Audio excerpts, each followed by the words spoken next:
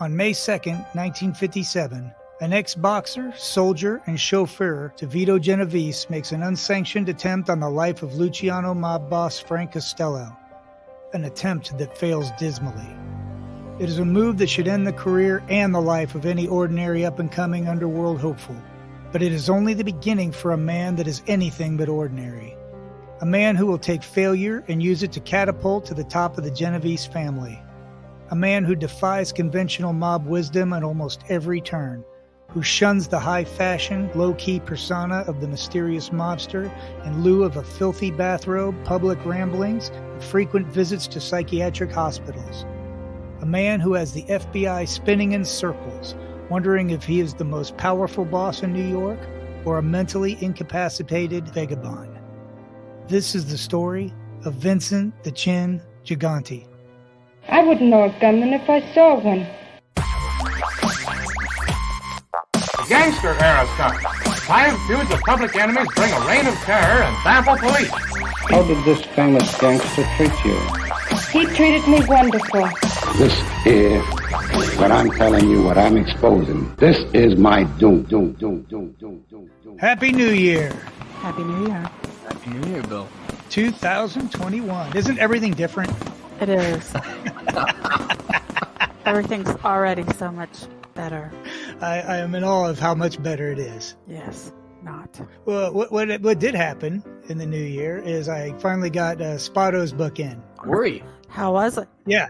Oh, it's good. Because, like at first I'm a little worried because we did the show based on 1 million interviews that we watched. And then, of course, the 2.5 hours that we talked to him. So I felt like we pretty much got his life down. But, it's not going to be a book's worth. But as I read the book and followed along, our podcast is a perfect supplement to it. Because in some cases, we mention something and he goes into more detail. But then in other cases, he glossed over it and we got more detail out of him and stuff. So it's really cool the way it worked out. If you haven't got the book yet, you really should. There are so many stories. And I tried to tell people about how smart he was, and how active, and he still is. But he chronicles his life, and there's times when he's just walking around with his buddy and they're broke. And his friend will say, write me a check for $1,000. And this is the old days, so the check, you have a couple days, right? Right. So he floats the check. They get $1,000. They pull a scam. They end up with $10,000. They cover the check, but they're just walking around all the time, like looking for some crime to commit. It's funny, and they're always breaking into something. They're always robbing something, and it's not the kind of story where they're going to go around poking people's eyeballs out and eating them or anything like that. But they're kind of like good guy gangsters, and to a point. They're doing armed robberies, things like that and stuff, but no one's getting put in the wood chipper, and it's a good story. And it reads really fast. Like I'm a slow reader and I got through it in 2 or 3 days, in my off time, but really great book. I enjoyed the hell out of it. I'm going to write a nice review for it on Amazon. Very nice. Good. Yeah. So I'll do it up because I just finished it. And then I got Caucci's book in the other day. So I'm ready to start that. And pretty soon we'll have a show on Caucci and do his life kind of like we did the Spado one. Looking forward to that. Good. Well, nice to hear that about Ori. Just get the book. It's great and really funny and fast paced and just he's a great guy. Okay. In the news from Reuters, we had some action over in Italy with the Italian mob. And Ree brought this to my attention. So we're going to let her do in the news. Well, I just looked at the date, and it says 2019. Do we still want to do it? It's old. Apparently. Nah, we don't want to do it. Sorry, I'm looking at the top. It says December 19th, 2019. I'm like, oh. I thought you were giving me some fresh stuff. No, but I thought I was too. Happy New Year, 2019. Well, this would have been 2020, so I'm a year late on the news. Okay. Sorry about that. What are we going to talk about? How about them Browns? Why not? What happened to the Pittsburgh Steelers? They got the tables turned on them. It's never, like I said before the show, totally unprecedented. Ass kicked by the Browns in a playoff game. It's never happened before. They don't know how to handle it. The first snap that went over his head, they were like, come on, no big deal, no big deal. Then it's another one. Neither is that, and neither was that, and it's 28-0. There you go. I love it. I like the Browns. I like my Steelers better, but what the hell? No. Good for Cleveland, I say. Good for Cleveland. It is. So, Gigante. Vinny the Chin. Yeah, interesting character because we kind of covered him in the Vito Genovese episode. And I would really recommend anybody that's listening to us go back and listen to, every single podcast, but especially Genovese. Isn't that the one where we kind of like recapped and tied a bunch of things together? Yes, we did. Yeah. I was actually involved there. So if you're only going to listen to one podcast in this row, I would listen to that one first. But we're moving on to Gigante, and we were kind of clowning around about him at the time because if you just had a snapshot of the way we cover him there, you'd never guess what he was going to be. And I'd heard so many times that he was the boss of bosses. And I'm like, wait a minute, there's not supposed to be a boss of bosses. Like, how did he get there? And like, why do they think that he's a leader of the Genovese family? How does that make him, a boss of bosses and stuff? Right. Okay, partners in crime. I'm going to keep it simple this year. It's a new year, new me. I'm not going to make fun of the people I introduce. And actually, we got a whole new platform. We're not even at the Partners in Crime Roundtable anymore. We're online in the cloud, as it were. And hopefully this works out. If it sounds like shit, you won't even be hearing this. So let's introduce yourself. We got our narrator extraordinaire, Zach Griffith. Of course. Great to be back. Been a while. And back by popular demand, Annmarie Juliano. Great to be back as well. Love being a part of this. You're freshly tattooed. I am. I already had a tattoo, but I got some new ink over the holidays, and one of them brought me to tears, not due to pain or anything. I don't think they hurt at all when you get them. But one of them is a heart, and the two sides are each of my boys' fingerprints joined together to make a heart. So that's pretty emotional, and I just feel like I have a part of them with me all the time, and I really like that. And the other one is a Celtic symbol for mother and child, and we did it in some beautiful peacock colors. So yeah, loving them all. I thought you were going to say it's a heart, and each side of the heart is a butt cheek. Yes, that's how we did Wow. it. So yeah, that's exactly what it is. But shout out to my tattooist, Monty Agee, over at Vault 74. So they did a great job. A couple people texted me and asked me what you look like. It's my sister, so you got to picture my head on a woman's body, and that's basically what you get. Right. Yeah, right. that's what I see in the mirror every morning, unfortunately. Hey, who wouldn't want that? Yeah, who wouldn't? All right, we got a big story. I'm excited to get to it, so let's get started. All right. Vincent Luis Gigante is born on March 29th, 1928 to Italian immigrants Salvatore Gigante and Yolanda Gigante. His father was a watchmaker by trade, and his mother worked as a seamstress. One of 5 children, Vincent had 3 brothers, Mario, Pasquale, and Ralph, follow him into a life of crime, while the white sheep of the family, Luis, went rogue and became a Catholic priest. Damn you, Luis. One of the many distinctions that set Gigante apart from his contemporaries is the origin of his nickname, the Chin. Whereas most gangsters acquire their aliases from their criminal associates, Gigante's was christened by his mother. Yolanda affectionately refers to him as Cinzino, an Italian form of Vincent. I almost forgot. I got a little nugget on this. They had another child that died. I think they were traveling abroad or something, and their baby died. And guess what the baby's name was? Cinzino. Vincent. So Vincent died, and then they go ahead and name another kid comes along. They're like, Vincent's free, and they named him Vincent. I thought that was really odd. I've seen that, though, multiple times. Well, hell, look at George Foreman. All his kids, aren't they all named George Foreman? Yeah, but I think it's different than when a kid dies and then you replace him with a kid with the same name, right? I guess, but it's not the first time I've heard that. Okay, what was the other time? I don't remember. Okay, moving on. All right.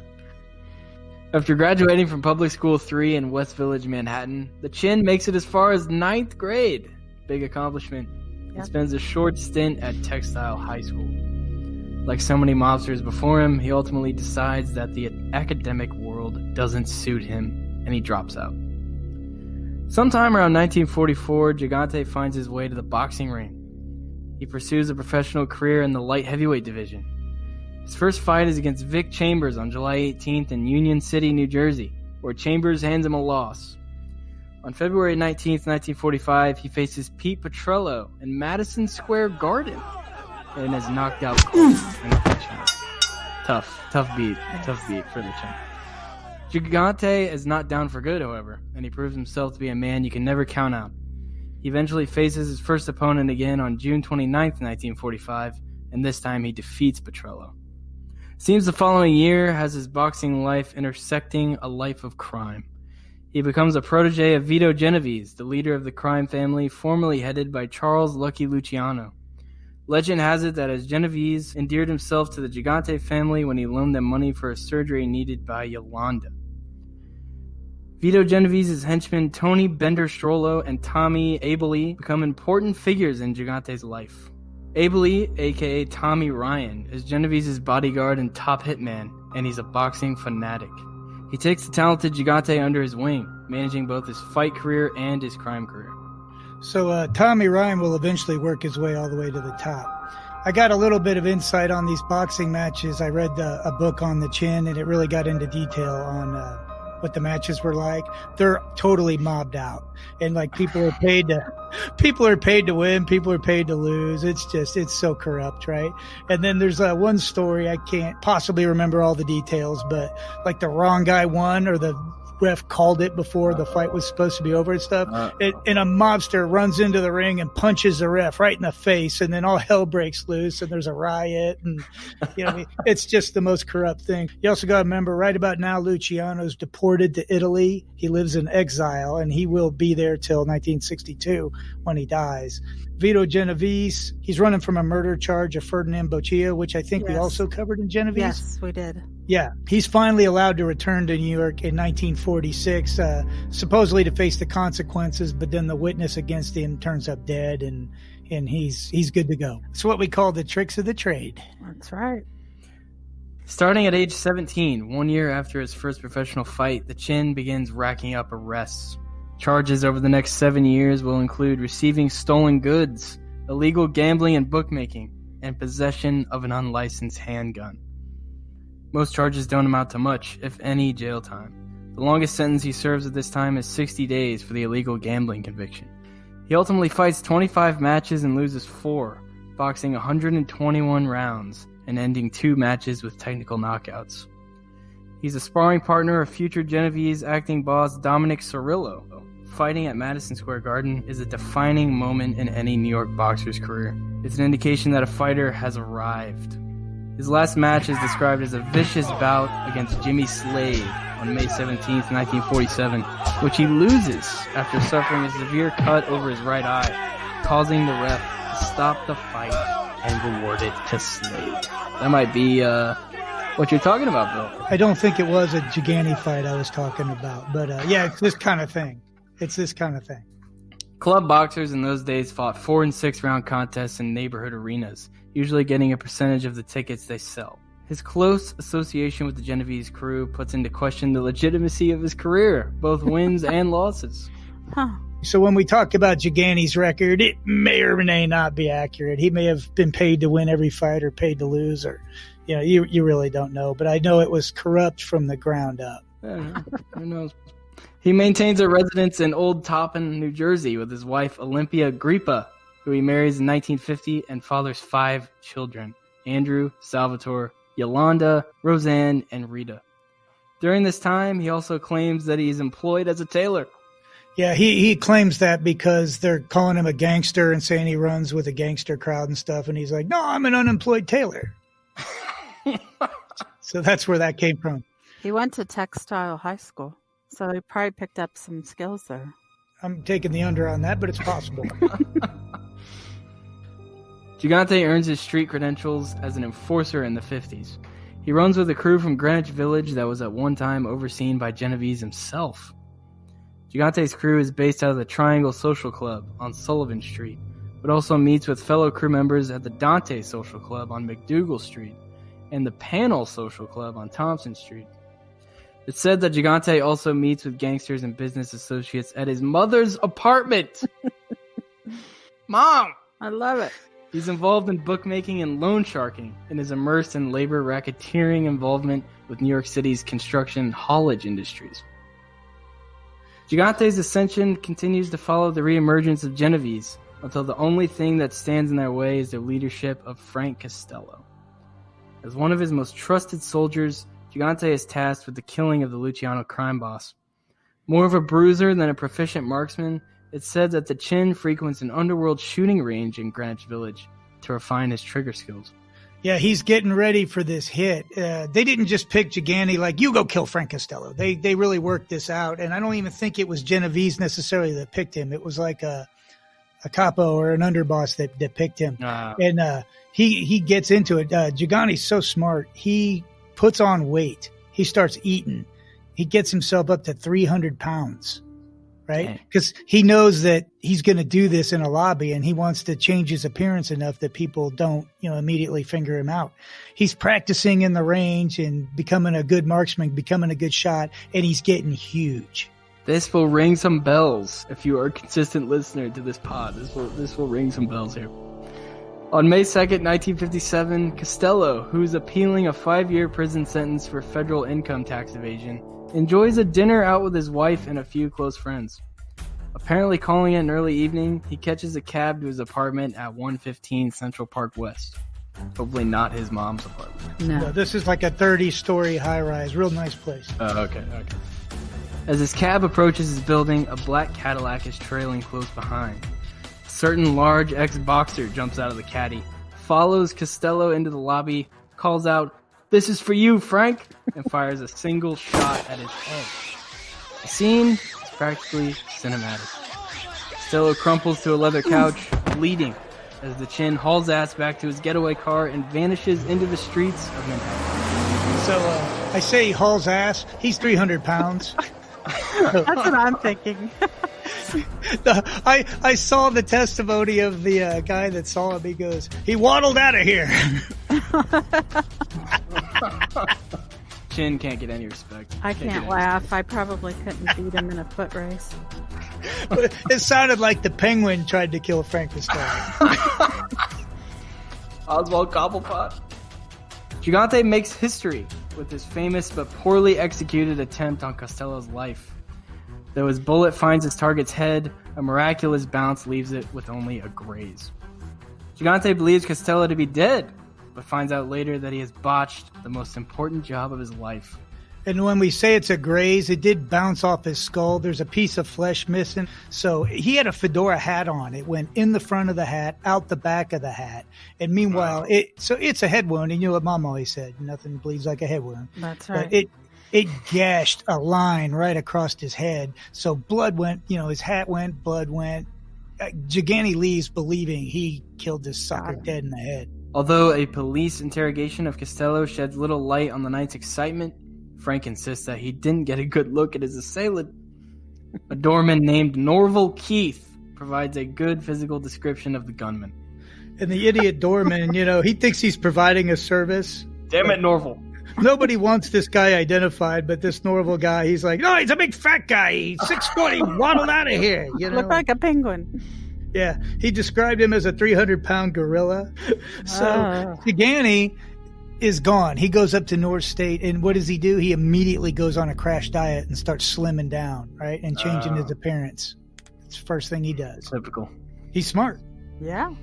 So by the time he gets back, he doesn't fit the physical description at all. Now they are looking for him because they got his license plates, and I think he bought a car like 2 weeks before, so the car's in his name. So it takes a little. This is back in the day. It takes a little while of shuffling papers around, but they know it's him, and they got his name, so they start looking for him. So eventually, when he's changed his appearance enough that he thinks it's plausible that it wasn't him, he comes back and turns himself in, like, "Oh, I heard you're looking for me." The investigation is headed by Chief of Detectives James Leggett, along with 66 detectives on the case. Despite a complete lack of cooperation on Costello's part, Gigante is charged with attempted murder. The trial ends in his acquittal, however, when the crime boss, true to the rules of La Cosa Nostra, refuses to testify or identify the Chin at trial. And of course, it's always been rumored that people heard Gigante whisper to Frank, like, "Hey, thanks, Frank." Like, thanks him for doing that. So despite claiming to be a janitor and a tailor, Gigante strolls in with one of the most expensive lawyers around. And also, things could have gotten much worse. When they first found Costello, he had a note in his pocket, and the note was like talking about a casino and how the rackets are being divvied up, how the profits are going to be distributed. Yeah. And they're trying to ask him what it is and stuff, and he won't cooperate. But it doesn't take a genius, I guess. They decrypt it or whatever they do. And they figure out that it's the Tropicana Hotel. And it's huge because they're like, now there's a mob connection to the Tropicana Hotel. Right. And somehow they do a little hustle and jive move, and they say, oh, there's two guys. It was them. And they just arrest these two guys or fire them from the casino, and they're kind of playing like, it's a shame two bad apples had to spoil it for the entire Las Vegas, Right. And, so Gigante, you got to look at the position he's in. He botched a hit on a boss that was unsanctioned. Tough. And he damn near brought down the interests in Vegas. So this is a screw up of just unbelievable proportions. At this point, things could go badly for the Chin. He could be gunned down by his own family for botching the assassination attempt, or by the commission for moving on a boss. He could be executed for potentially jeopardizing the profit stream in Vegas. He could fall victim of personal vengeance at the hands of Costello. Inexplicably, none of these things happen. Costello, perhaps weary from a life of crime and endless legal persecutions, decides to step down. He concedes his empire to the ambitious hands of Genovese. Ultimately, Gigante has accomplished his boss's goals without killing Costello. Despite the bizarre turn of events that seem to work in Gigante's favor, the following year will be anything but lucky for his crew and the new boss of what is now the Genovese crime family. Things start off on track as Genovese presides over the expansion of the heroin trade. Although publicly decreed by La Cosa Nostra as forbidden, the drug trade is clearly the golden goose of the future. Unfortunately, on November 11th, 1957, the Appalachian fiasco, another bell ringing for you regular listeners, Exactly. puts the mob on primetime TV, baby. It also puts a microscope on Genovese and by default Gigante. The Federal Bureau of Narcotics, or FBN, has the Chin and Genovese's global drug distribution operation in their sights. In 1958, the FBN convicts Genovese and Gigante for narcotics trafficking. Genovese will never be released from prison. So to recap, Genovese and by default Gigante were most likely set up for heroin trafficking by Luciano, Lansky, Costello, and Gambino using a Puerto Rican drug dealer. We covered that. So they all had a hand in the conspiracy to kind of clip the wings of Genovese. By all accounts, Gigante does his time like a stand-up guy with his mouth shut. This by no means indicates that he likes prison, and he doesn't forget the experience or the events that led up to his incarceration. While he does his time, Gigante is described as a model prisoner. He's polite, respectful, and cooperative, willing to do any job assigned him by the institution. His good behavior is rewarded by reducing his sentence from 7 years to 5. He's released on parole. In 1964, he returns to the streets a lot wiser and arguably a bit more paranoid. He's 35 years old. Genovese, plagued by legal issues, including the traitorous testimony of rats, including his own wife, endeavors to run his family from the joint. Shortly after his release, Gigante is promoted from the status of soldier to the capo of the Greenwich Village crew. So Gigante's still very tight with Genovese, who is a bitter, paranoid psycho at this point, right? And I suspect this kind of rubs off on Gigante as things move forward. So if you remember, you got acting boss Tony Bender-Strollo. Genovese seems to suspect he might be involved in the setup. I don't think he was, but whether he was or not, he seems to read the situation and defects over to the Gambino family, where things are going to be a little bit safer. However, Gambino was absolutely involved in the setup, so it doesn't do much for his case. He's like, oh yeah, he's going over the Gambinos. So one day Strollo just disappears from his apartment, and I strongly suspect the Chin had a hand in that retribution for his boss. You think? How dare you? Purely suspicion on my part. How dare you accuse? He was a stand-up guy in prison. He was, which is normal for mob guys. They don't cause a lot of trouble. Oh yeah. They want to get out. Yeah. It's now up to the Chin to carve out a new life for himself and the family, and more importantly, how to avoid prosecution in the future. It's at this time that he devises a long-term plan to deflect federal suspicion while maneuvering toward a leadership position in the Genovese outfit. Gigante begins to exhibit strange behaviors in public. He projects a disheveled appearance, sporting messy hair and donning dirty, tattered bathrobes. Paul Castellano would approve. Yes, that's what I was just thinking. He adapts a persona of being disoriented and confused. He periodically checks himself into clinics for mental health reasons, and his immediate family begins to reinvent his past to reflect a history of mental illness. It's a brilliant idea that will serve him well as time goes on. Unbelievable strategy. It is brilliant, though. It is. Yeah, they've touched on this in a lot of shows like Sopranos, when Junior, it's like, is he crazy? Is he faking? And yeah, a lot of people have picked this up in their media stuff. As the 60s come to a close, the Chin becomes aware of FBI investigations involving his family's racketeering endeavors. In 1969, he's arrested on the charge of attempting to bribe the entire 5-member Old Tappan Police. It's alleged that he was trying to get information on any new developments regarding organized crime investigations, particularly the Genovese family, in his area. It's at this time that he puts his mental illness routine into full swing. For the first time, he checks himself into a psychiatric facility full-time. The ruse pays off, and his lawyers get the charge dropped, convincing the court that the Chin is mentally unfit to stand trial.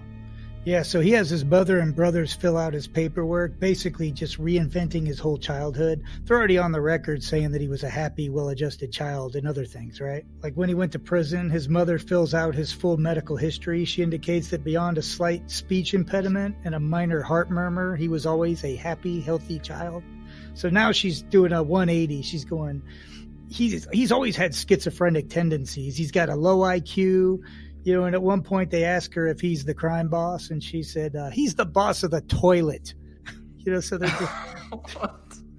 Yeah. And even his priest brother is on TV saying, this guy is a mentally deficient. Leave him alone. He's not in the mob. I mean, and he's got his collar on and he's on the news. He's selling it. Wow. Well, I was reading that he had one of his brothers, I think, said that he had tested, and it was like between 69 and 75, which is incredibly low. But what kind of idiot believes that shit when he's running one of the largest crime organizations in the world? Well, that's the thing. Everybody doesn't know that. It's common knowledge to his close people. He doesn't let a lot of people around him, and everybody sees him in the street talking to himself, muttering around, shaking his head. His hair's a mess. He's got a half a beard, and he only comes out at night. So, I mean, he's selling it. He's selling it. It's not some story he made up. He's living it. So he's got lots of Oscars on his mantle. Yeah. In February of the same year, his mentor and boss dies in prison. The Genovese family adopts a culture of extreme secrecy, even to the point that the leader of the family is a closely guarded mystery. This extreme withdrawal frustrates the FBI, who has to rely on the shaky testimony of informants not closely tied to the upper echelon of the family. So this was at a time when informing or cooperating with the feds was almost certainly punishable by death. Obviously times have changed. The best law enforcement can do is try to bust lower individual criminals. So this is obviously all before the RICO statute, right? What's RICO? We're not going to get into RICO. Go back and listen. So, I'm kidding. We are not getting back into RICO. But the RICO Act is established in 1970, and once it's fully understood, everything's going to change. But there's a guy went to arrest Gigante once, and his mom like, well, come in and get him. And he's in the shower wearing galoshes and an umbrella, singing in the rain or something, So the guy's like, he's convinced. He's like, oh, this guy's nuts. Even psychiatrists, I think 5 psychiatrists said he's not faking. He's crazy. Dang. Now, maybe they were paid off. Who knows? Yeah. It's very controversial whether he is or not. But all the mob guys that walk with him and are helping him down the street, they know. Right. In the later part of the 70s, the FBI has become formally educated on the purpose and execution of the RICO Act and has created 5 separate divisions to surveil each major crime family in New York. The Genovese division has been gathering information about Gigante. By 1979, the word on the street is that he's a man of great respect in the family, and this is enough to grab the attention and curiosity of law enforcement. During this time, Gigante steps up his mentally deficient act, even admitting himself for psychiatric evaluation at least 5 more times. Dedication. He's committed to the part. What is that? Method acting. He is Stanislavski all the way. Full method. Despite his family's assurances that Gigante is a virtual recluse and rarely leaves his neighborhood block, detectives grow more and more certain that he's a central figure in the Genovese power structure. Behind the scenes, the Genovese family is playing a sort of shell game. When Genovese was alive and running things from prison, he organized a small group of acting bosses. The group consisted of Capo Michelle Miranda, underboss Gerardo Jerry Catena, and acting boss Tommy Ryan Abele. These mobsters were well known to federal authorities, but the testimony of mob rat Joseph Valachi revealed that Philip Benny Squint Lombardo was also part of the leadership squad. In 1972, Abele is gunned down. It is presumed that the hit on Abele is ordered by Carlo Gambino, who hopes Alphonse Frank Funzi Thierry would take the top spot. Apparently, he feels that a Thierry regime would better suit his interests. Abele may have been killed for refusing to pay a $4 million loan debt to Gambino. So that's out there too. It may not have been just for a power move. It may be like he owes money. I'd rather have somebody out there that is more responsible. Yeah, exactly. It happens, all right? Unbeknownst to even Gambino, Philip Lombardo has been the boss of the family since 1969, and Abele and Thierry are merely decoys to protect the chain of leadership. In 1981, Thierry passes away of natural causes. So Thierry ends up being charged as the head of the crime family. They get him with racketeering, extortion, illegal gambling, and all that. He's the first guy to get nabbed by the RICO Act, right? Now, he's in a wheelchair with an oxygen tank at the sentencing. Thierry's lawyers argue for leniency, saying that he was a dying old man. Prosecutors told the judge it was an act, and the judge sent Thierry to prison for 10 years. No. And as you said, he dies in 1981. Could have taken acting lessons from the Chin. Yeah. That same year, Philip Lombardo steps down as boss due to poor health. He ensures that Gigante succeeds him as boss of the Genovese family. True to form, they also bring up Anthony Fat Tony Salerno to serve as a front boss. This disguises the transition for the Chin from a capo to one of the most powerful bosses to ever serve in the underworld. So the FBI takes the bait, and in 1986, Fat Tony is sentenced to 100 years during the Mafia Commission trials. So Lombardo spends his retirement in Inglewood, New Jersey, but he spends his remaining winters in Hollywood, Florida, Caucci territory. And he died on April 29th, 1987 at the age of 78. But the interesting thing about Fat Tony, he pretended to be the boss, and he went to jail. And knowing he'd never get out. He went to jail protecting his boss, right? Took one for the team. Yeah, the interesting thing is, if you are a fan of Sammy the Bull stuff, one of his major reasons he says he sold out was because John Gotti wanted him to take the fall. And he's like, that's a rap move, right? Right. So you see the difference between Sammy the Bull, like where he's like, fuck you, I'm not doing that, to Tony Salerno that's just like it's his duty and he's going to jail, and he never once said, I'm not the boss, I'm not the boss. You know, he went down. So it's interesting. It's an interesting difference in character, if you want to put it that way. In the early 80s, things are far from safe for the Chin. Federal agents can't help but notice that things in the underworld are growing ever more violent. They strongly suspect that Gigante is at the heart of it. The trouble starts with the unsanctioned hit on Angelo Bruno, the Philadelphia family boss. Bruno is known as a docile Don who keeps a low profile and prefers non-lethal resolutions to gangland executions. Bruno got into some trouble when he, like Paul Castellano, refused to have his organization involved in narcotics trafficking. Another policy he had in common with Big Paul is that he allowed other factions to deal drugs in his area, turning a blind eye as long as money was being kicked up to him. Eventually, frustrations turned to violence, and on March 21st, 1980, 69-year-old Bruno is found dead in his car. He's a victim of a shotgun blast to the back of his head. The car is parked in front of his home in South Philly, and his driver, John Stanfa, is said to be wounded. Wounded is suspicious. Yes. Just wing me. Just wing me. So let me get this straight. He shot the boss in the head with a shotgun, but you got winged. Like, what, did he miss? Yeah.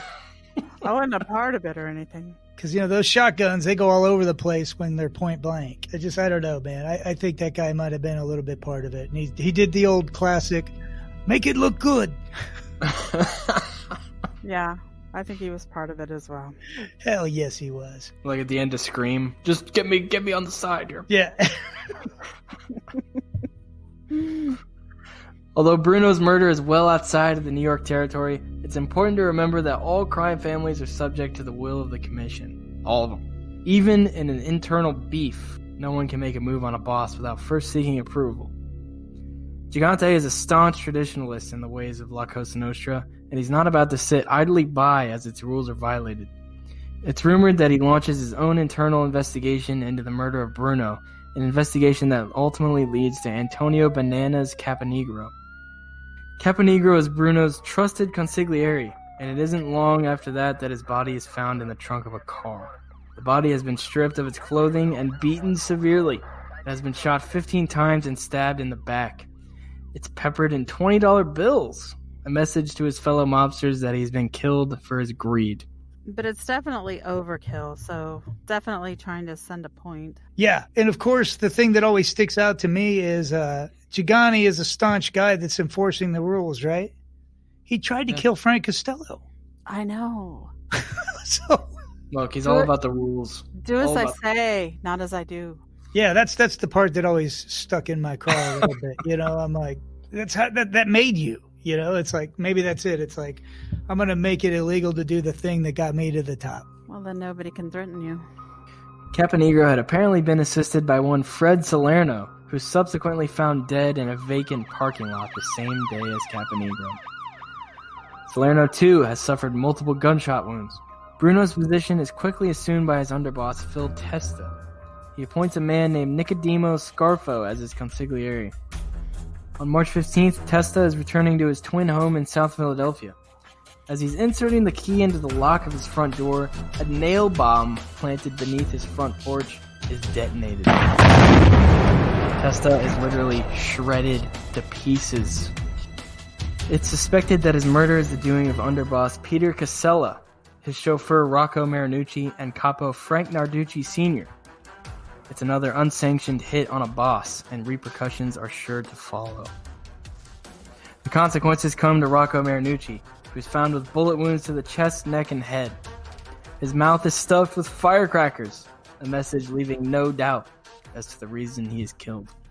I gotta tell you, Joshua the intern's been on hiatus, but I got a picture of this guy dead with the stuff shoved in his mouth, and it looks like his throat's cut. But that wasn't in the autopsy or anything. But so I show this to Joshua the intern, right?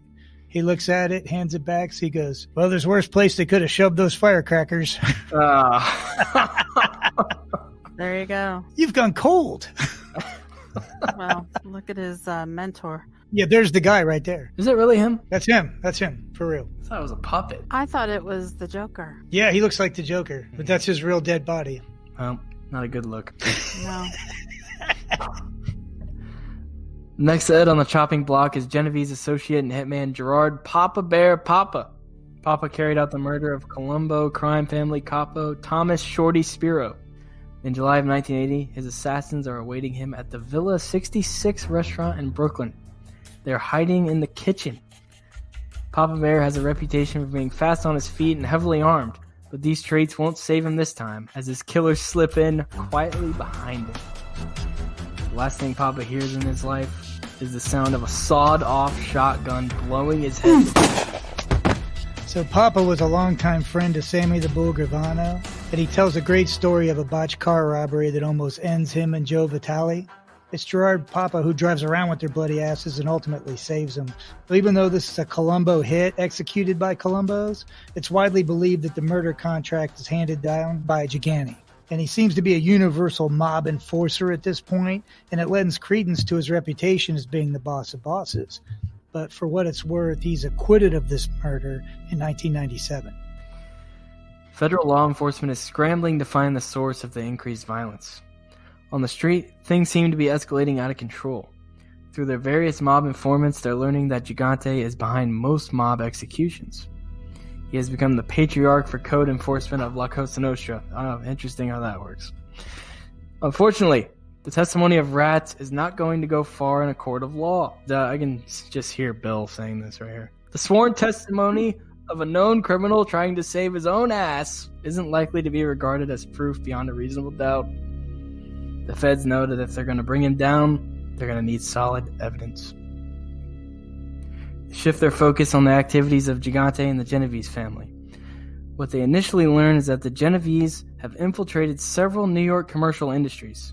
Among them are the garment trade, trucking and logistics, garbage collection, airport cargo handling, and the seafood industry. They even got the shrimp. Even the shrimp. They got it all. Yep, the tailor industry. Who was that? Quack Quack? Yes. He's like, the sissy dressmakers, the trash pickers, and the fishmen. Remember, he was on the wiretap. No matter what business you're in, he could denigrate you. Yeah. Make you seem like you're a sissy. He would screw you. He'd bury you. For his part, Gigante is well aware of the heat being brought to his organization. He deflects this in ways that are as innovative as they are frustrating to the law enforcement officials tasked with his apprehension. He continues his charade of a mentally deficient wretch that is frequently seen walking only with the assistance of family and friends. Even more ingenious is his method for evading damaging evidence on the seemingly omnipresent wiretaps. No one in his organization can even speak his name. If they want to refer to him, they will touch their chin or draw a C in the air with their finger. That was a brilliant move. Yeah, really brilliant. You know, if I was like his brother and I have to walk him down the street, at some point I'm like, come on, man. Everyone does it. Even Michael Franchese tells a story where he would walk with him and stuff, and he's got this half smile on his face. He goes, yeah, I mean, you walk with him in the rope thing. It's 10 feet. It's 10 feet. You can't let up for a sec. So the whole mentally challenged crippled guy thing's a good plan, but it's hard to keep up. You know, guys are watching him 24/7 pretty much. I already said this, but once they came to his mother's apartment to arrest him, they find him in the shower with galoshes and umbrellas. Whatever happened to galoshes? Our shoes just aren't worth saving anymore. They must have been, the shoes used to be nice. They're out of style. Yeah, now you wear them out in 2 months, you throw the damn things away. Because they're not made in Italy anymore. That's right. Gigante figures he's better off moving around at night because he figures most cops are going to be lazy and they're not going to want to surveil him in the middle of the night. And for the most part, he's right. But a couple of times the surveillance is relentless, and it's only a matter of time before they see him like sporting a sharkskin suit under his robe or darting across traffic when he's supposed to be incapacitated. So little by little, the cops are getting on to him, and they're not buying it. The enforcement group watching Gigante is putting together that the man is living two separate and distinct lives. By day, he's a mentally troubled invalid who lives with his mother. By night, he's a shrewd and methodical mob boss. After considerably more observation, they learned that the criminal multitasker also has a third life as Batman. He's Batman and the Penguin. And the Joker's dead. Yeah, he took out the competition. Gigante has somehow formed a second family with longtime girlfriend Olympia Esposito. What do you mean somehow? You try walking around the streets in a decrepit old bathrobe and then pick up some ass. Don't take this from him. But this is where he's brilliant. His mistress has the same damn name, Olympia. I tell Zach stories about this guy named Big Dan all the time. I don't know if anything's ever made it into an actual show, but I knew this guy that was just a big bruiser of a guy. He could knock you out in one punch, like crack your head open and stuff. But every time he introduced me to his girlfriend, her name was Kelly, and it'd be different girls. You know, I'm like, I want to like slip her a note. Go, look, is he making you be Kelly? But what's great about this too, though, I mean, don't they have like 3 or 4 boys together, and like the kids end up being involved in the family? Yeah, well, he's got kids in the first one, and he's got 3 kids in the second one. So he's doing the Galante thing. He's got 2 families. But after that first arrest with the police thing, when he was trying to bribe the police, and later on said he was trying to give them like Christmas gifts or something, I think him and his wife were basically on the outs after that. For whatever reason, that was a stressor in their marriage and stuff. So then this new thing happened. Yeah, well, Yeah. it happens in all marriages. He probably mixed up the Christmas presents one year and she didn't forgive him. Something. She was like shocked to find out there was illegal activity going on in her house. That's why it moved to his mom's. Yeah. Yeah. Who was equally shocked because she thought he was king of the toilet. At this point, the FBI is becoming aware of virtually all of the Chin's movements. They discover that he keeps an apartment above a pet store that seems to do no business. Gigante often meets people at this bogus pet store, as well as the neighborhood social club. Predictably, the company he keeps leans toward the Cosa Nostra persuasion. So the pet store is kind of funny because I think they basically just had a cat litter box in the front window, and that was about it. They had no customers, none. They sold nothing. There was no animals in there. It was just like they painted pet store on the window, and that was about the end of it. And it kind of reminded me over here in Indy on the east side, they had a car wash that was really like a front for just gambling, like poker games. And they found out like over the course of a year, the thing used like half a gallon of water. So they busted it, you know.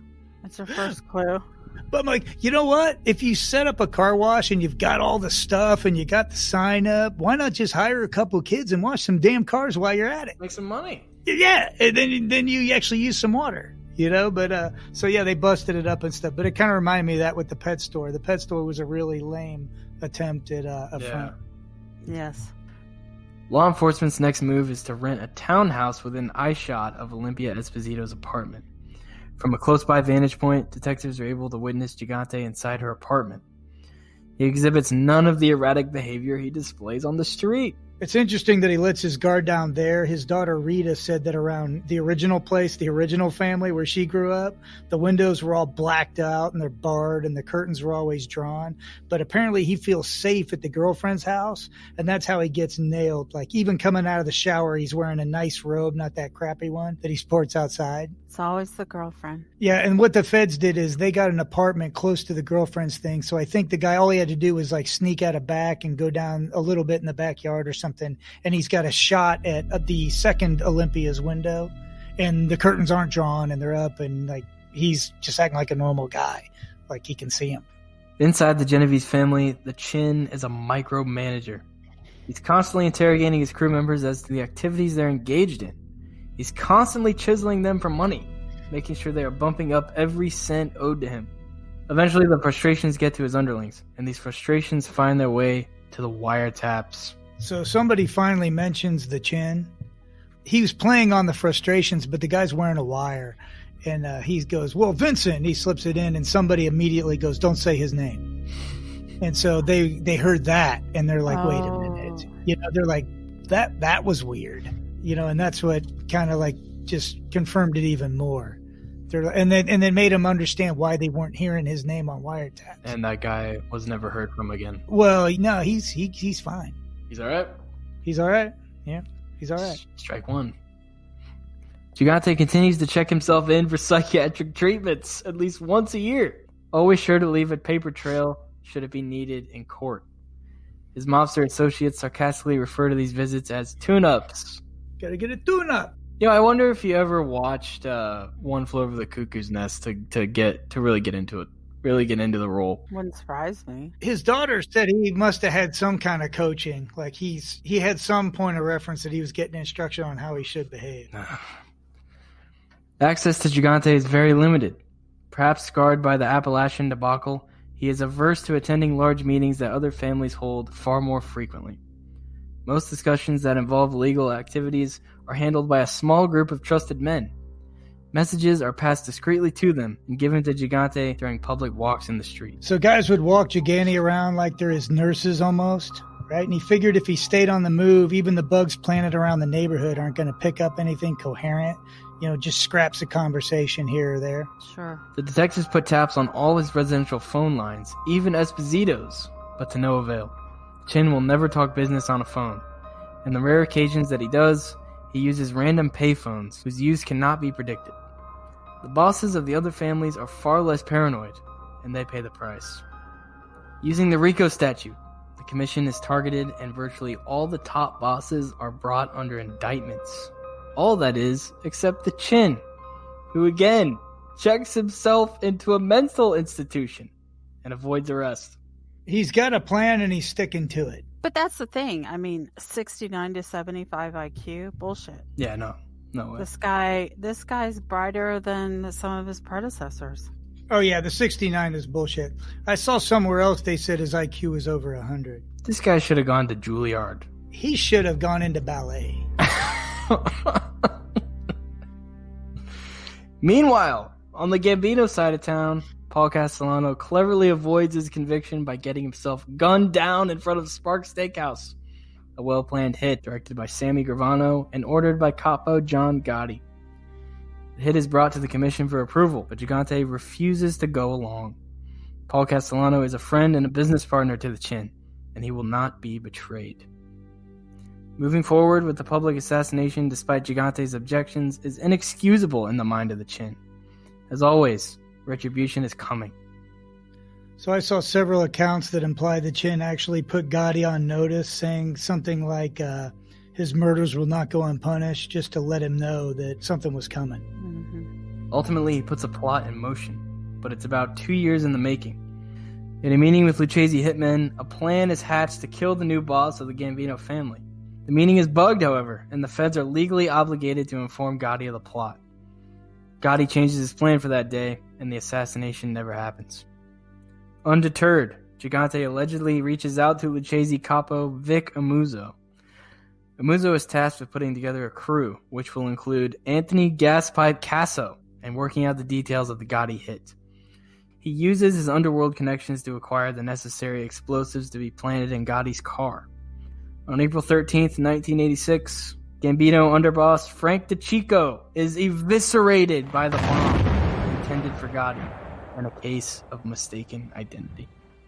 So Gravano's on record depicting the day he was killed, and apparently he's driving Gotti around and goes back to the car to get a business card from the glove box, and the bull actually offers to go get it. He's like, "You want me to go get it?" And he's like, "No, I'll do it." And they mistake him as the boss because he went to the other side of the car, and it blows up. And Gravano describes trying to like save his friend, and he starts to pull on his arm and leg, and the arm and leg's coming off. And then he said he tried to scoop him up, and his hands just like went inside the guy, like he was liquefied. Ugh. And Gravano's like, "Man, I've seen some shit, never seen anything like that." Like he just wasn't ready for that. Can't unsee that. Nope, you can't unfeel it either. Consequently, Gotti is indicted on charges of racketeering, 5 murders, conspiracy to murder, loan sharking, illegal gambling, obstruction of justice, bribery, and tax evasion. It most likely saves his life. The Genovese family isn't just a one-trick murder pony, however, and law enforcement is learning about a construction racket that is pouring millions into the Gigante coffers. The city of New York is in an energy crisis, and there's a $190 million project underway to replace the windows of public housing with new energy-efficient models. Bids on these projects, of course, are ready to go to the interests of the Genovese and Lucchese families. The two families, who used to work independently, have since learned to cooperate and maximize their profits. The Lucchese have seized control of the ironworkers Local 580, and the Genovese has a firm grip on several of the major contractors. So the prices were jacked up about $2 per window. The money split between the Lucchese and the Genovese family, the collector of said money, and the corrupt union officials that looked the other way. A carpenters union delegate got roughed up. I think he got broken legs. And another guy from the 580 was shot and killed coming out of his Long Island home. So it doesn't take much to get these folks in line. Just when it seems everything is coming up roses, up sprouts a weed. The weed is Peter Savino, who is the point man in the window scam. Savino has his ass in a sling, and he's been arrested for a murder, and the case against him is looking like a slam dunk. The feds leverage this charge and convince him to turn rat. Savino wears a wire for 18 months. He records hours and hours of conversations in both the Lucchese and Genovese families regarding the windows racket. As often happens, the amount of money that Savino is bringing in blinds his cohorts to the deception he is perpetrating against him. Gigante is well pleased with the window money and holds Savino in high esteem. Yeah, and meanwhile, Savino is tracking the money. He's managing the payoffs. He's fixing the bids. He's all over this thing, and he's feeding it all straight to the feds. Genevieve's members of the family are not as trusting as Gigante. When a building owned by Savino is searched by the cops, several dead bodies are discovered in the basement. Yikes. The mobsters around Savino are waiting for the non-stop harassment a development like this tends to bring, but it never really comes. Law enforcement seems to have little interest in the ghoulish landlord, and it makes his cohorts extremely suspicious. So at this time, the telltale signs are present. He's got bodies in the basement, and the cops don't seem to care, right? So everybody's looking at each other. But he's bringing in hundreds of thousands of dollars a month, and at the end of the day, no one's completely sure, right? So Gigante's still hesitant, and it's going to cost him. That's crazy. You can just have bodies rotting in your basement and nobody gives a shit. Yeah, and it's like in the Genovese family, they know, but they don't know. Right. And if it was anybody else, they'd have taken care of it by now. But he's the head of this window scheme, and it's just too big of money. They don't want to pass it up. Okay. What's interesting about the Gotti thing, too? They saved Gotti's life because if the feds hear that there's going to be a murder, they got to tell the guy, right? I know. That's so crazy. Well, I mean, they should have to do that. But I mean, it's just crazy when you see all this stuff, how Gotti lived as long as he did. Yeah, well, here's the thing I'm getting at. When Francesi, Sonny, said you could put a head out on Ori Spado, the feds didn't say shit to him. They never told him. He found out in tapes, during his trial. Oh, wow. Yeah, that's who you're dealing with. So they didn't feel loyal to say anything then. They broke the law to not warn him that he was going to be killed. For the feds, Savino's efforts up to this point are falling short. They need him to record his partners discussing the chin, and thereby give proof that he is the boss of the family. It's an exercise in futility, however, as he can never get any of his men to break the rule of never saying his name aloud. So finally, there's a recording of Savino saying something like, Vincent said to bid that work, and he's abruptly cut off when a guy scolds him, like, don't say that name. Right, and, right. Then Savino's like, fine, I won't say it. And he continues with what he's saying. But it's not concrete proof, but it's weird enough to get the point through to the feds that they get that Gigante's the guy. Eventually, Gigante and his men have to accept what they've probably known all along. Peter Savino is a rat.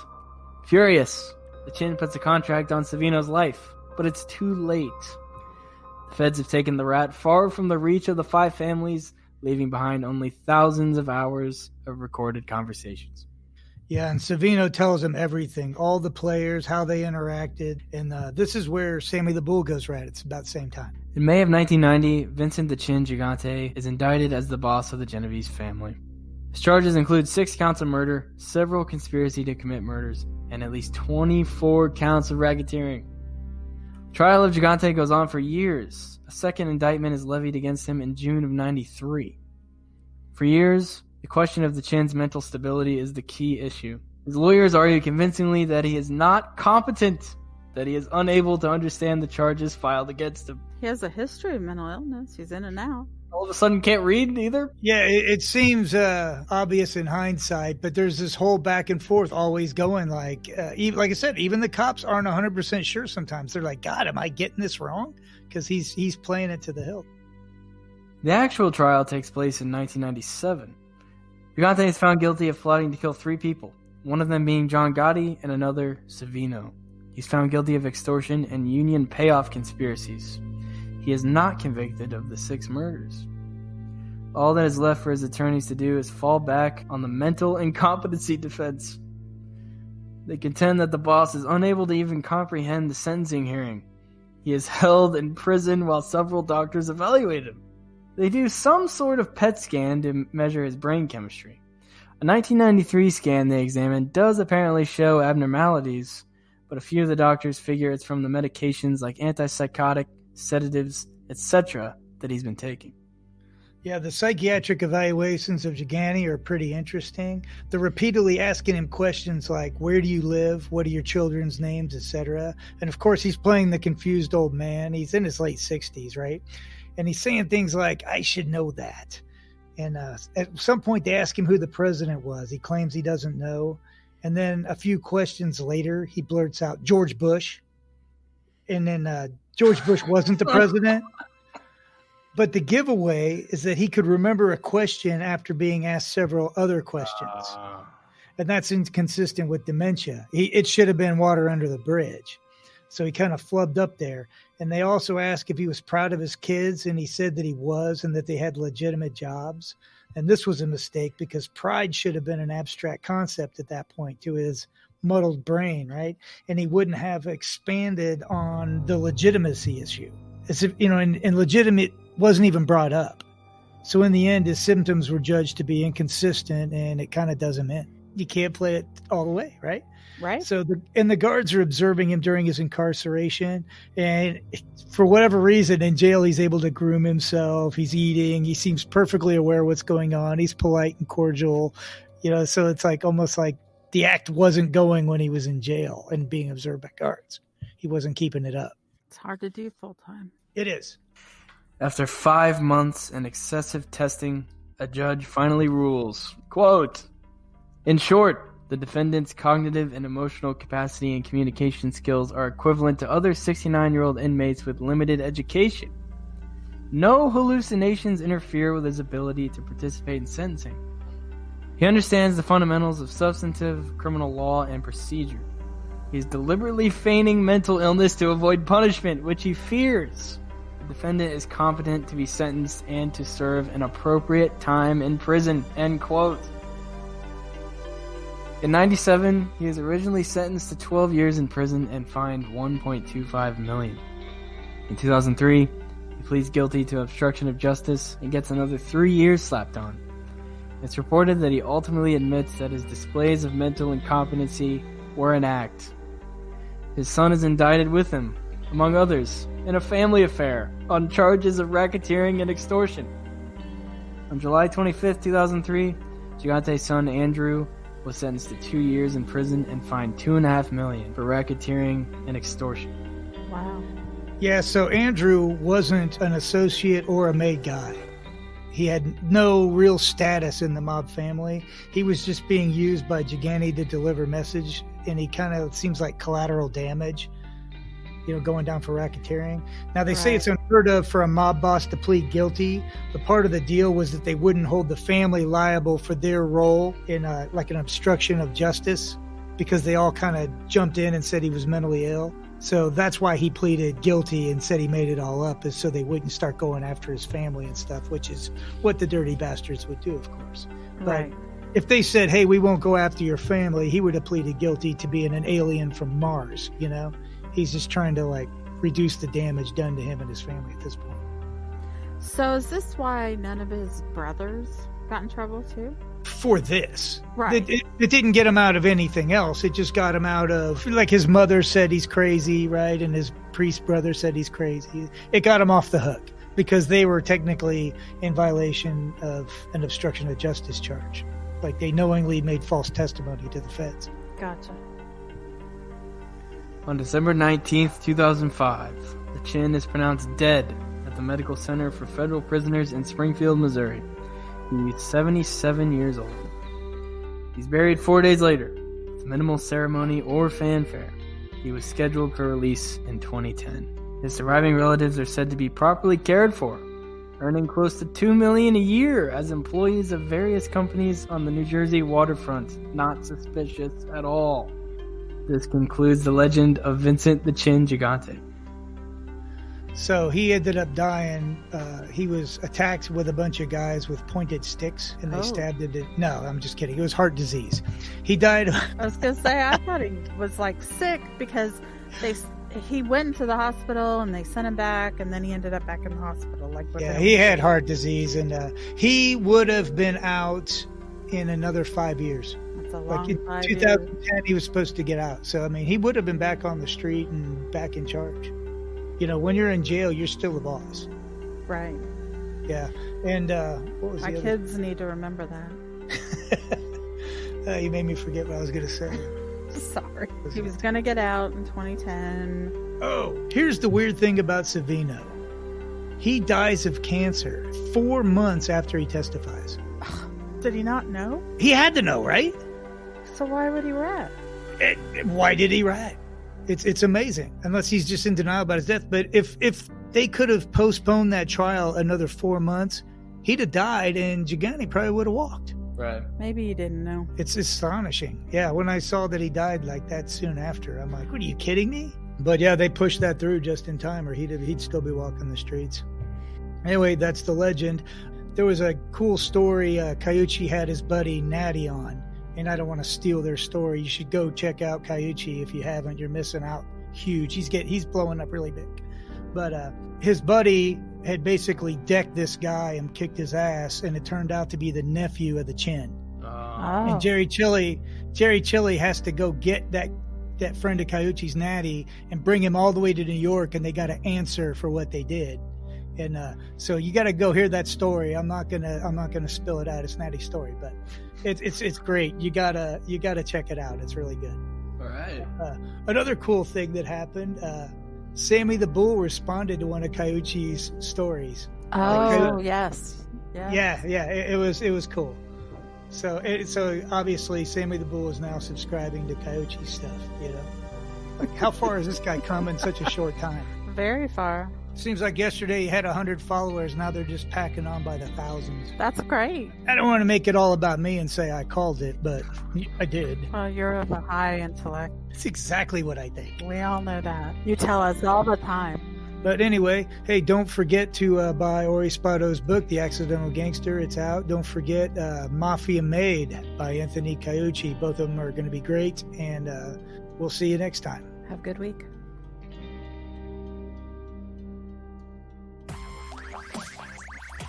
Thank you for listening to Partners in Crime.